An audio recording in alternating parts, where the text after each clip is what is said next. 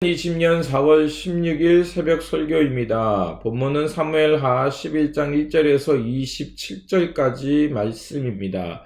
다 읽지 않고 11장 2절에서부터 15절까지만 읽도록 하겠습니다. 저녁 때에 다윗이 그의 침상에서 일어나 왕궁 옥상에서 거닐다가 그곳에서 보니 한 여인이 목욕을 하는데 심히 아름다워 보이는지라. 다윗이 사람을 보내 그 여인을 알아보게 하였더니 그가 아뢰되 그는 엘리암의 딸이요 햇사람 우리아의 아내 밧세바가 아니니까 하니, 다윗이 전령을 보내어 그 여자를 자기에게로 데려오게 하고 그 여자가 그 부정함을 깨끗하게 하였으므로 더불어 동침함에 그 여자가 자기 집으로 돌아가니라. 그 여인이 임신함에 사람을 보내어 다윗에게 말하여 이르되 내가 임신하였나이다 하니라.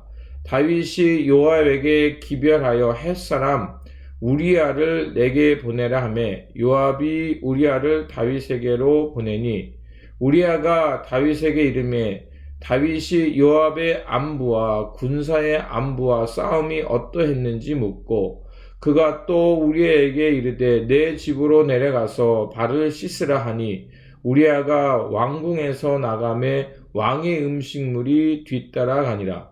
그러나 우리아는 집으로 내려가지 아니하고 왕궁 문에서 그의 주의 모든 부하들과 더불어 잔지라. 어떤 사람이 다윗에게 아뢰되 우리아가 그의 집으로 내려가지 아니하였나이다. 다윗이 우리아에게 이르되 내가 길 갔다가 돌아온 것이 아니냐, 어찌하여 내 집으로 내려가지 아니하였느냐 하니, 우리아가 다윗에게 아뢰되 언약궤와 이스라엘과 유다가 야영 중에 있고 내 주 요압과 내 왕의 부하들이 바깥들에 진치고 있거늘 내가 어찌 내 집으로 가서 먹고 마시고 내 처와 같이 자리이까? 내가 이 일을 행하지 아니하기로 왕의 살아계심과 왕의 혼의 살아계심을 두고 맹세하나이다 하니라. 다윗이 우리아에게 이르되 오늘도 여기 있으라. 내일은 내가 너를 보내리라. 우리아가 그날에 예루살렘에 머무니라. 이튿날 다윗이 그를 불러서 그로 그 앞에서 먹고 마시고 취하게 하니, 저녁 때에 그가 나가서 그의 주의 부하들과 더불어 침상에 눕고 그의 집으로 내려가지 아니하니라. 아침이 되매 다윗이 편지를 써서 우리아의 손에 들려 요압에게 보내니, 그 편지에 써서 이르기를 너희가 우리아를 맹렬한 싸움 앞서워 두고 너희는 뒤로 물러가서 그로 맞아 죽게 하라 하였더라. 요압은 이스라엘 군대를 이끌고 암몬과 전쟁을 치르고 있었습니다. 다윗은 그때 왕궁에 남아 있었습니다. 다윗이 마침 목욕을 하고 나오는 밧세바를 발견하게 됩니다.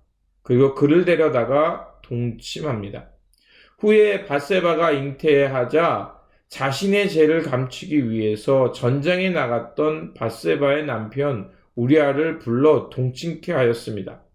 그러나 우리아는 이를 거절하고 아내와 동침하지 않자 계속해서 그를 아내에게 보내려고 하지만 다윗이 그것을 실패합니다.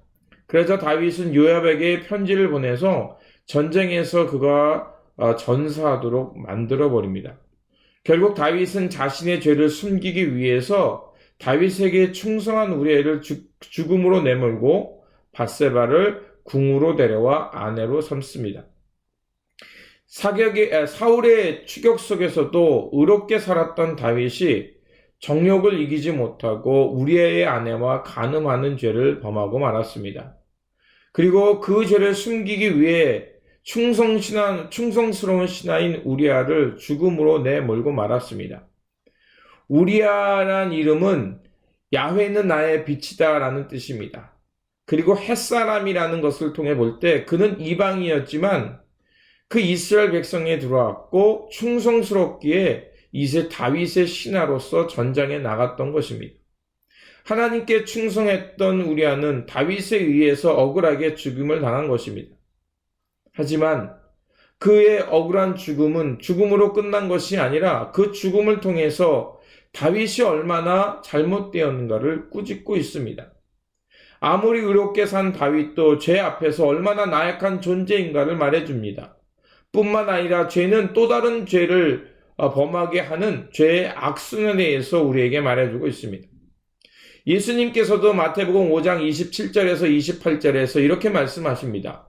또 간음하지 말라 하였다는 것을 너희가 들었으나 나는 너희에게 이르노니 음욕을 품고 여자를 보는 자마다 마음에 이미 간음하였느니라. 주님은 간음하는 행동에 있어서 마음이 먼저 있었음을 말하고 있습니다. 그렇기 때문에 우리의 행동에 있어서 무엇보다도 마음을 먼저 살피는 것이 중요함을 말씀합니다. 행동은 마음에서 비롯되기 때문입니다. 죄로부터 해방되는 것은 근본적으로 우리가 하나님의 능력에 의존하지 않으면 안 된다는 것입니다.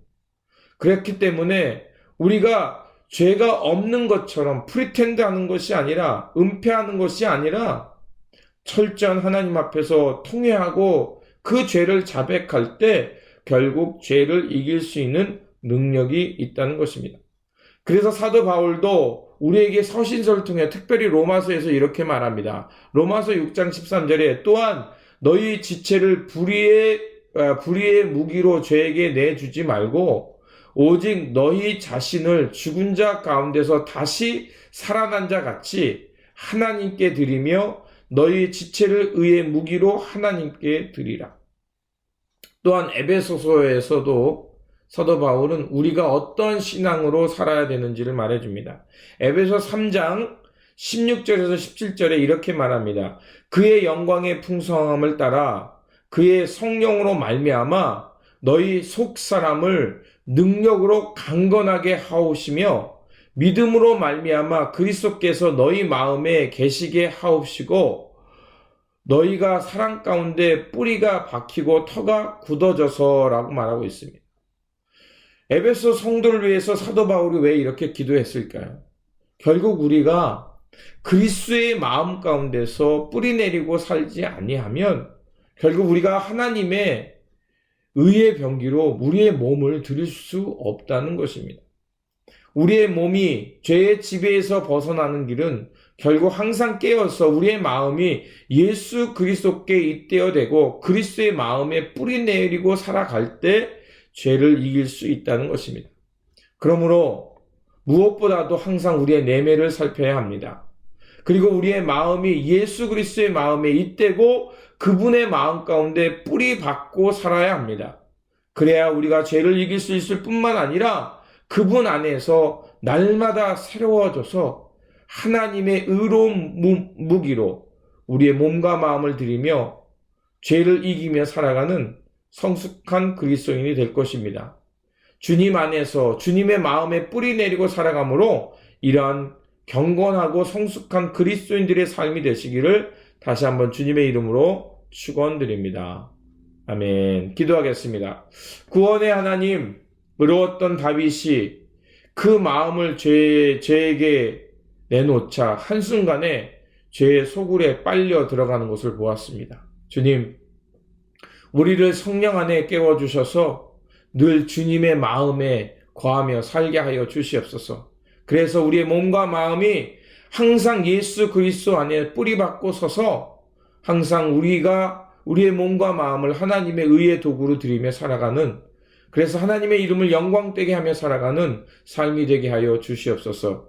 부활하시어 새 생명을 주시는 우리 구주 예수 그리스도의 이름으로 기도드립니다. 아멘.